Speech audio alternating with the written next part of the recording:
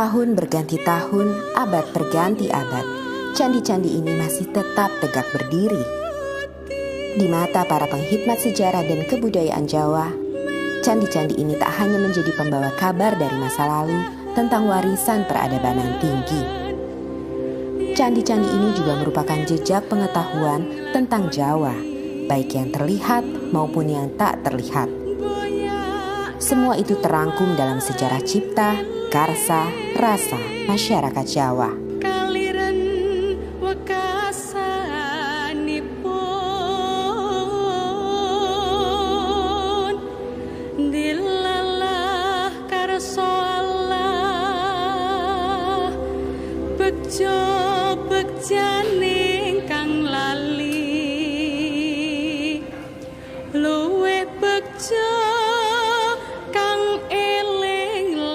Segenap pencapaian kebudayaan dan kesusastraan Jawa tidak diraih begitu saja dalam waktu yang singkat.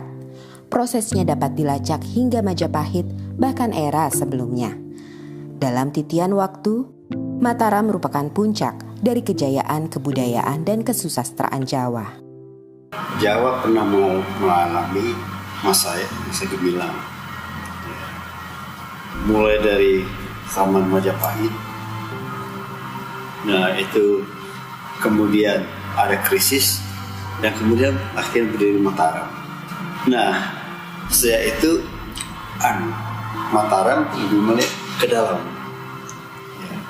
Nah, waktu itulah mulai sebenarnya dugaan saya dan pikiran saya proses pemurnian peningkatan untuk kebudayaan Jawa. Nah, itulah apa yang dikatakan mulai periode yang disebut oleh orang asing the Byzantine period of the Japanese history. Jadi zaman Bizantium dari sejarah Jawa, ketika Jawa lebih sibuk memperhalus kebudayaannya. Nah, sejak itulah baru mulai sebenarnya bahasa Jawa yang bertingkat-tingkat itu. Dulu bahasa Jawa satu saja. Penghalusan kebudayaan pada zaman Mataram berdampak pula pada aspek ekonomi. Orang-orang Jawa yang sebelumnya banyak menjadi nelayan dan pedagang, kini beralih menjadi petani. Disinilah dimulai era Jawa yang agraris. Salah satu indikator perubahan zaman itu nampak pada Pranoto Mongso. Bentuk formal penanggalan Jawa ini mulai diperkenalkan sejak akhir abad ke-17. Kalender ini merupakan panduan bagi para petani dalam mengerjakan sesuatu agar tak mengalami kerugian. Dari sinilah waktu waluku atau membajak sawah ditentukan. Akan tetapi, penanda bagi para petani dalam Pranoto Mongso tidak sepenuhnya dapat berjalan ketika diberlakukannya kultur stelsel atau tanam paksa yang sangat menyengsarakan petani karena sistem pemerintahan kolonial yang sangat buruk. Pemerintah kolonial menekan petani dengan memaksa menanam hasil komoditas yang seluruhnya harus disetorkan kepada pemerintah. Ditambah dengan para pejabat lokal yang haus akan harta dengan menjilat penguasa, menyebabkan rakyat miskin menderita kelaparan yang menjurus pada meningkatnya angka kematian. Setelah Mataram pecah dari Surakarta dan Jogja, dan Surakarta malah pecah dengan Mangkunegoro, Mangkunegaran, dan kemudian 19 terakhir Jogja juga dipotong dengan Paku Alaman, itu Jawa mungkin lihat ke dalam. Dan lagi juga Jawa yang berkeliaran sudah tidak ada lagi. Dulu waktu perang Diponegoro itu sebagian besar mungkin Diponegoro itu orang berkeliaran keliling itu. Ikut. Kemudian setelah Belanda berkuasa, Jawa itu kan dikenakan kultur stelsel harus menetap. Memang pada pertengahan abad ke-19 terjadi perang yang begitu banyak ya. Tidak hanya di Jawa, di Sumatera Barat ada perang Patri, di Jawa Tengah, di Jawa lah. Itu ada perang Diponegoro. Dan juga ada gejolak yang luar biasa di Belanda juga ya, di dalam negeri. Sehingga hal tersebut ternyata menguras habis kekuatan ekonomi pemerintah Belanda. Gitu. Nah, untuk mengatasi itu semua, Belanda mempunyai satu program yaitu Kulturstelsel, yaitu sebetulnya semacam peraturan di bidang pertanian ya, dan kemudian bisa kita dipahami oleh beberapa ahli sebagai istilah tanam paksa. Memang Kulturstelsel itu diperuntukkan untuk mengembalikan kekuatan ekonomi Belanda yang pada saat Hindia Belanda yang pada saat itu memang betul-betul bankrupt, bangkrut mereka oleh karena kebutuhan-kebutuhan untuk mencukupi biaya perang mereka. Selama 19 di Jawa itu banyak sekali pemberontakan. Tidak hanya di Ponorogo, juga itu sudah perang itu. Ini pemberontakan desa. Itu sebagian besar dipimpin oleh para ulama desa. Jadi yang kira tidak hanya di Ponorogo itu perang besar, tapi sesudah itu masih hampir tiap tahun sampai akhir abad 19, sampai tahun 1900 masih ada satu di sana berontak-berontak. Nah, untuk mengatasi itu, untuk mengatasi adanya konflik-konflik dan memperkecil adanya perang terbuka antara pemerintah kolonial Belanda dengan para pribumi Jawa, maka dibentuklah satu lembaga yang dinamakan Het Instituut voor de Javaanse-taal itu, sebagai lembaga yang bertujuan untuk mengurangi konflik. Yang kedua, memberikan bekal kepada para administrasi pada pegawai Belanda yang bekerja di Jawa.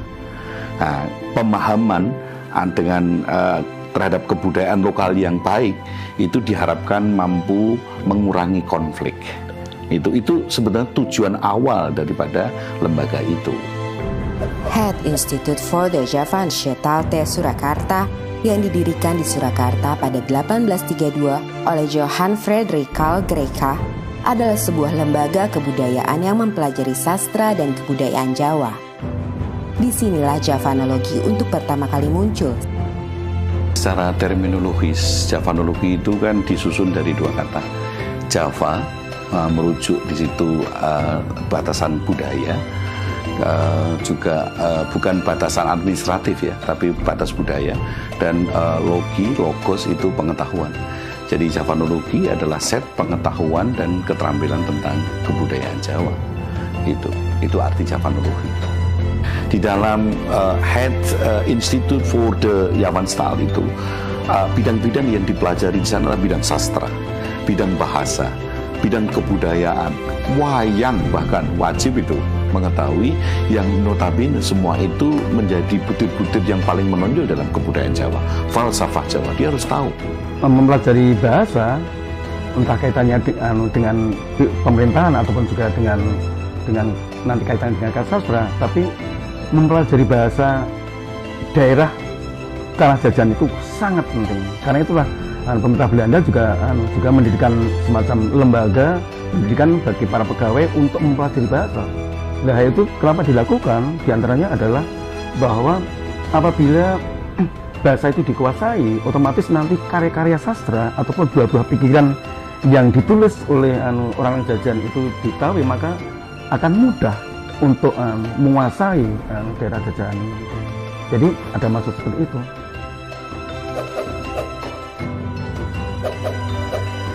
Di tengah meningkatnya popularitas Javanologi kala itu, seorang pujangga bernama Ronggo Warsito kerap menjadi rujukan para Javanolog karena pemahamannya dianggap mendalam terhadap kebudayaan dan kesusastraan Jawa, khususnya Jawa kuno. Ronggo Warsito itu adalah pujangga yang luar biasa, dan beliau ini di dalam mencipta karya ini meliputi 12 bidang ya. Ada bidang kesastraan, ada bidang pendidikan, ada bidang pengetahuan bahasa, ada bidang filsafat, ada bidang pedalangan, pengetahuan alam, bidang seni suara, babat, ramalan atau jonggo itu hanya 2, Jokolodang dan Jobelio. Kemudian silsilah dan perkamusan. Jadi ada 12 bidang.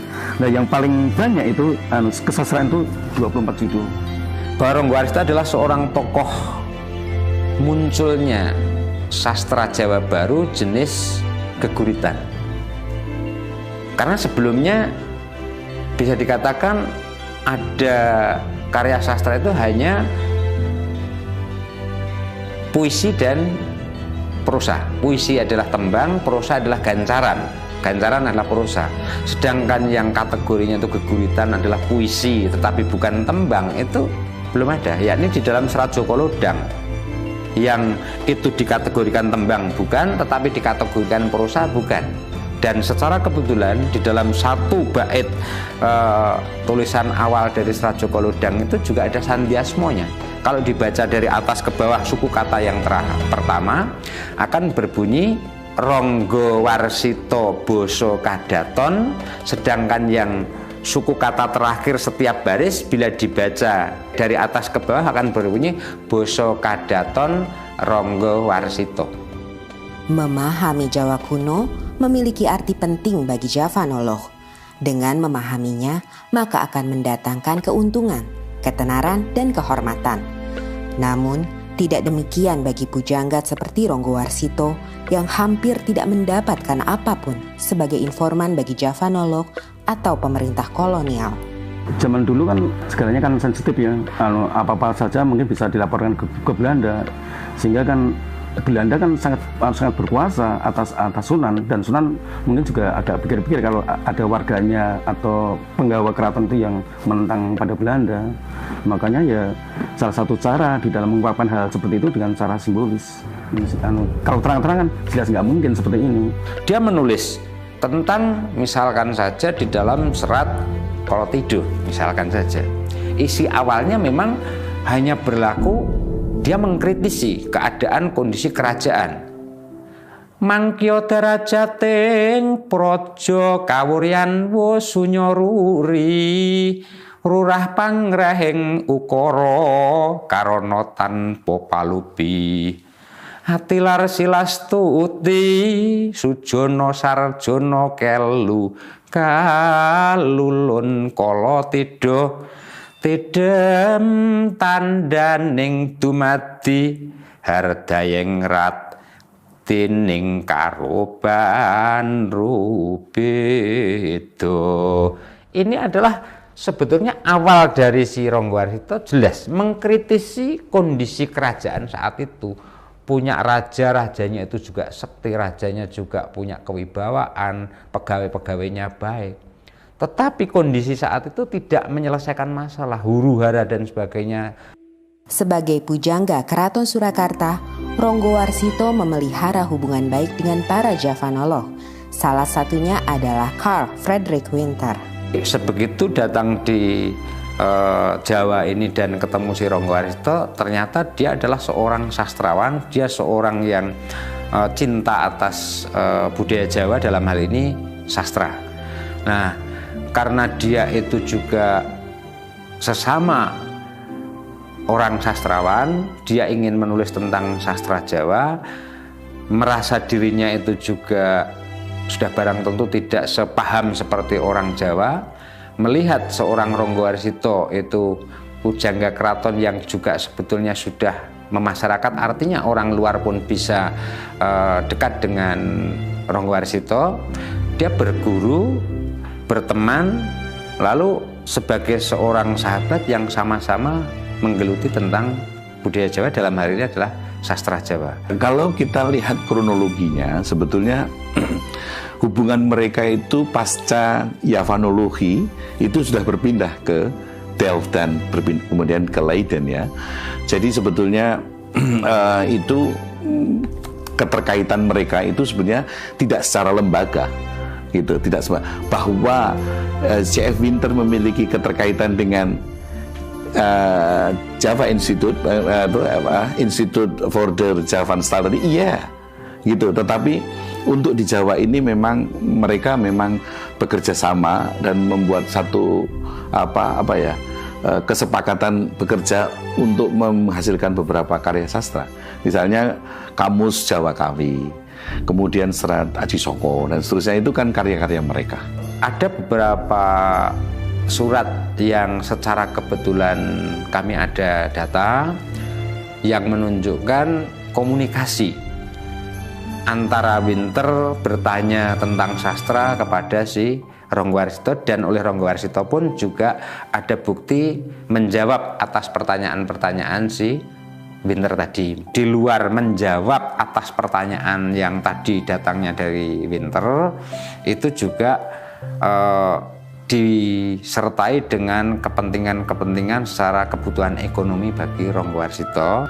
Ada permintaan dari Ronggowarsito pinjam uang, istilahnya ngijon terlebih dahulu ya, oleh karena kepentingan kekurangan secara ekonomis atau keluarganya ada yang sedang sakit, itu nanti mengajukan pinjam uang ke Winter, dan nanti cara mengembalikannya akan diperhitungkan dengan pekerjaan yang dilakukan oleh Ronggowarsito atas permintaan dari Winter.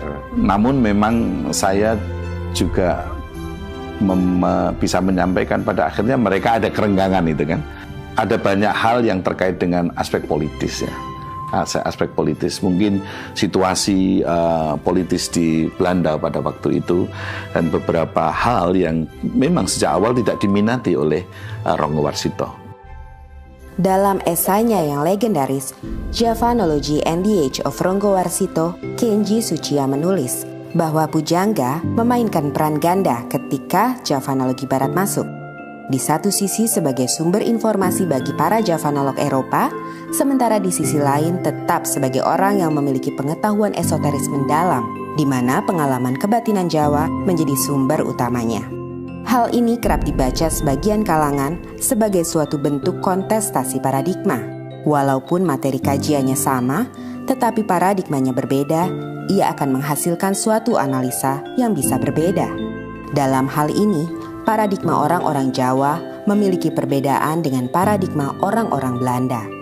Kalau kita bicara paradigma, sebetulnya ada worldview di situ. Kemudian juga ada traditions, ada assumption. Nah, titik potong antara worldview, tradition, dan assumption, inilah paradigma ilmu Jawa. Kita mengetahui bahwa sebenarnya background Ronggowarsito itu adalah budaya Jawa yang begitu organismik. Nah, sementara Winter, walaupun dia seorang turunan, seorang Indo, tetapi dia tetap darah-darah yang barat, pemikiran yang mekanistik itu cukup kuat. Sehingga kadang-kadang antara organismik dan mekanistik ini kadang-kadang terdapat perbenturan gitu. Saya melihatnya seperti itu. Desa Palar, Kecamatan Trucuk, Klaten menjadi tempat persemayaman terakhir Ronggowarsito. Semasa hidupnya, ia sering mengunjungi desa ini yang menjadi tempat sanak familinya berada. Tidak hanya Ronggowarsito, makam C.F. Winter juga berada di sini. Setelah pada 1984 makamnya dipindahkan dari kompleks pemakaman Belanda di Jebres, Surakarta atas izin Presiden Soeharto. Pada hari-hari tertentu, makam Ronggowarsito banyak dikunjungi para peziarah. Daya tarik Ronggowarsito sebagai pujangga besar memang tidak hanya terdapat semasa ia hidup. Bahkan hingga hari ini, setelah sekian lama ia wafat, pesona itu tak memudar. Dan pasca wafatnya Ronggowarsito, masih tersimpan begitu banyak arsip tentang Jawa, salah satunya sastra di negeri Belanda. Arsip-arsip ini yang sebagian besar berisi tulisan-tulisan Jawa membuktikan peradaban Jawa yang tinggi. Namun sayangnya justru tidak dipelajari dan dimiliki oleh orang-orang Jawa itu sendiri. Sejak 1842, Javanologi sebagai lembaga sudah tidak lagi berada di Jawa. Namun, secara individu, para Javanolog masih aktif dalam melakukan penelitian dan pengkajian. Salah satunya adalah Pisho. Karya terbesarnya berjudul Java in the 14th Century yang terbit sebanyak 5 jilid. Karena kedalaman kajiannya, ia dikagumi oleh para pemikir Jawa. Satu di antaranya adalah Profesor Sudarsono. Pada waktu itu saya diutus ke negeri Belanda untuk kerjasama antara Indonesia dengan Belanda.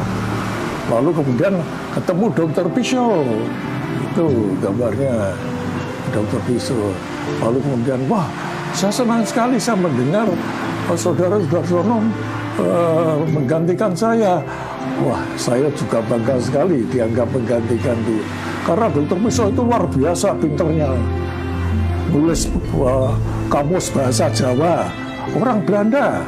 Lalu menulis kebudayaan rakyat, lalu menulis, pokoknya banyak sekali tulisannya.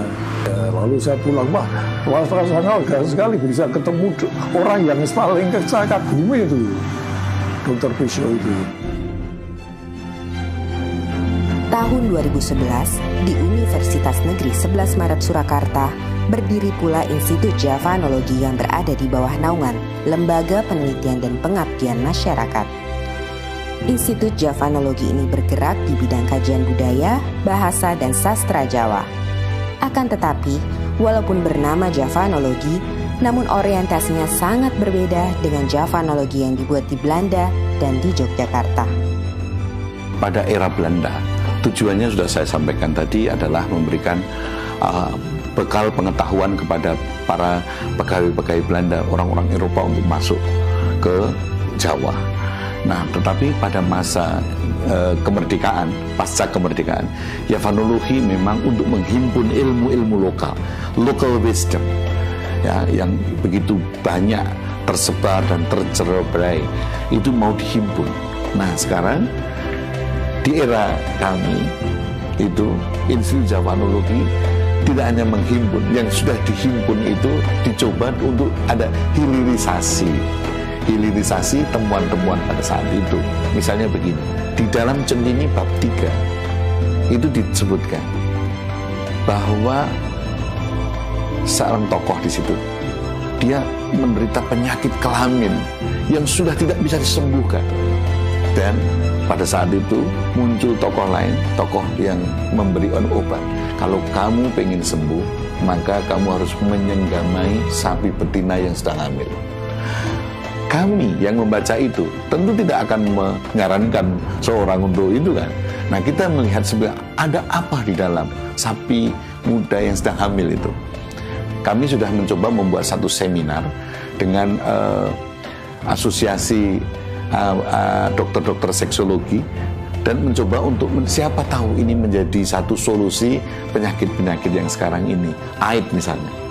Jadi ini era kami ini sekarang adalah mencoba untuk membuat pembuktian, research dari beberapa temuan yang sudah dihasilkan pada saat itu. Javanologi yang dibuat di Belanda hingga didirikan oleh Universitas Negeri 11 Maret Surakarta hari ini memiliki peranannya masing-masing yang tidak bisa begitu saja diabaikan. Javanologi telah menghidupkan semangat masyarakat Jawa untuk ikut ambil bagian dalam membuat dunia yang lebih baik. Pemahaman antara ilmu dan ngilmu itu memang berbeda. Ilmu bisa diekstrakan, tetapi ngilmu itu bagaimana aplikasi, bagaimana itu memiliki manfaat bagi dunia yang lebih cantik, yang lebih harmonis.